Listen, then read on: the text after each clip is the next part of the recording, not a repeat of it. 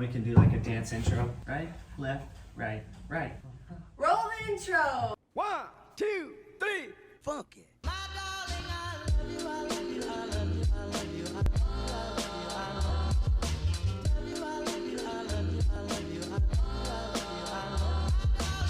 Welcome back to weekend 8. It's 9. Weekend 9. Welcome back to weekend 9. And today we're getting into some more framing. Continue framing. We went over pretty well at length last week how we did everything else, so you can check that out if you missed that. Now let's get into it.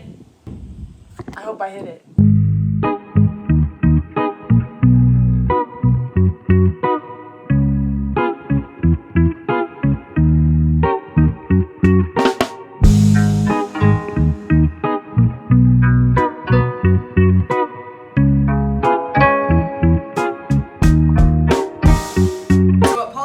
Recommended us do is put these little pieces here so it will make it easier for the ceiling panel to curve. So what I did is I just cut out a bunch of these little pieces, and now I'm just drilling in a pilot hole so then Paul can come around and screw them all in.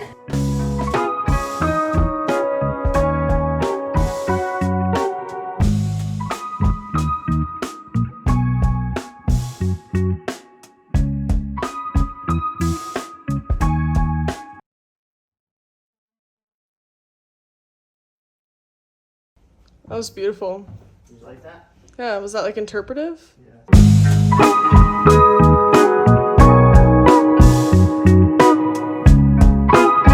But there you go. End of Saturday. I don't know what day it is. May what? 6th, 7th? Who knows? We'll add a little calendar. We're cleaning up and headed out. See you tomorrow on Sunday. I have to get better at that. You should just go into my mouth. Ready?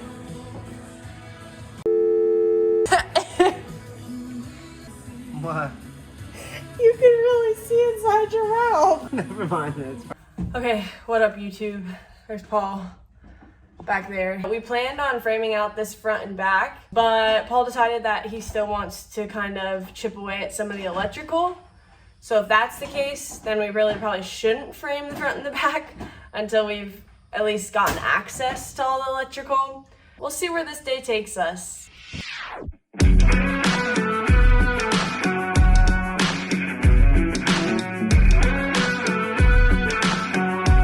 When you demo the bus, you take off all the panels and you reveal all your wiring. You trace your wires down. You just follow them through the line, and then you see what they go to. And you say, do I need this with the bus? We needed the brake lights, obviously, and our reverse lights. Basically everything that you need for your car. So, I traced everything. I traced all the wires back to this, and these lights up here, we don't need these. So oftentimes they're just connected together with these little quick connects. And you can just take them apart and you can demo all this stuff. And then it's just a matter of tracing the other end all the way back to the fuse box at the front of the bus, which is what I'm currently doing right now. I'm just slowly but surely tracing all these back to the fuse box so then we can remove them and get all this clutter out of here. It's kind of just been bugging me a little bit. Just the majority of this clutter can go.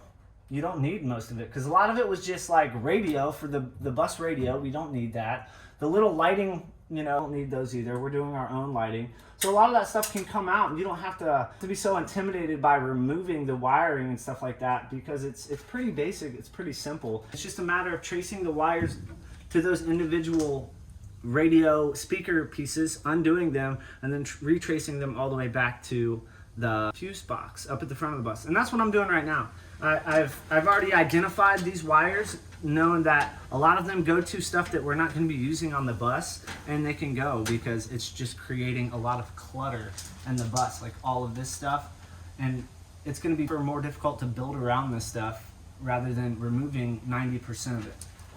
Okay, now what I'm gonna add in here, I don't know, I just want you guys to know that it is relatively simple once you trace it back.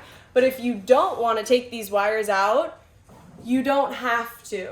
You don't have to take the wires out. It's totally optional. Yes, it cleans up a lot of the space and like the clutter that you have to work with, but it's not necessary to take them out. So if you are looking at all this and feeling like intimidated, like there's no way you want to do that, just know that if you don't want to, you don't have to take it out.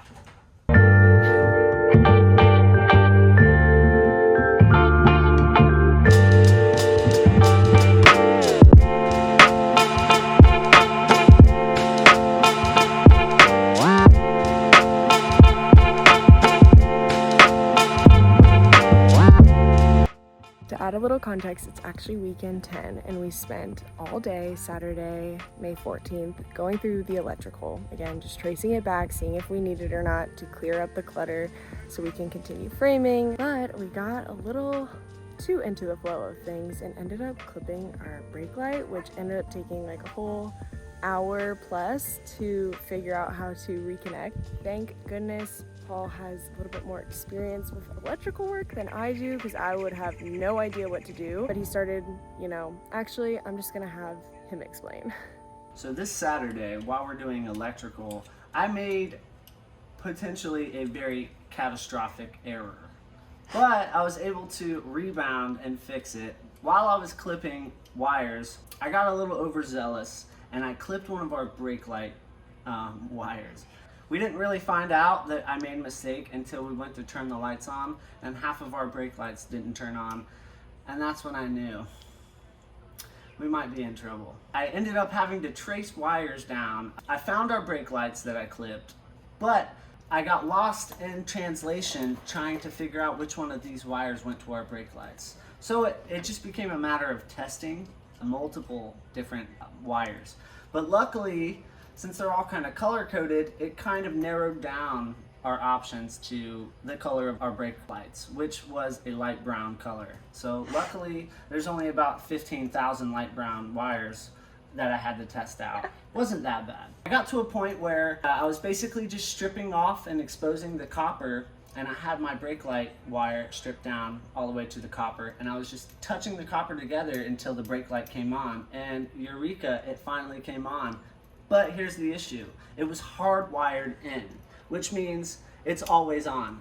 This switch over here on our control panel is what basically creates a bridge connection on and off to send power to our lights. I basically had it hardwired in so this switch wasn't doing anything, and I had to find the wire that is switching it.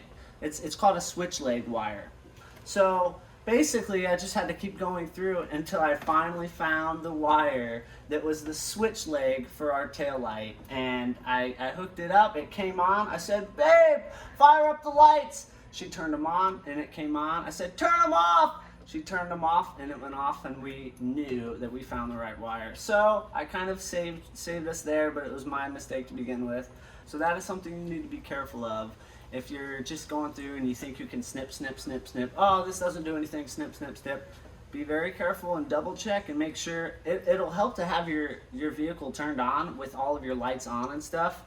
And when you clip wires, go through and check, okay, no lights turned off, none of our systems that we're going to be using are turned off, so that's a useless wire, more or less. And like I said, if you trace all of these wires to each and every device, you basically can decide whether or not you want those devices in your vehicle. So we took out the little speakers, the radio speakers, same with the little interior stock lighting. But like I said, I got a little carried away with cutting the wires, but thankfully me and Shay were able to remedy that situation. And coming up in our next video, we are going to show you how we are framing out the back of the bus, which when you have a flat nose school bus, your engine is actually inside in the back of the bus. I don't know if you can hear that. Paul's in there now, but we'll see you guys in the next video to take on framing out the back of our bus. See you next weekend.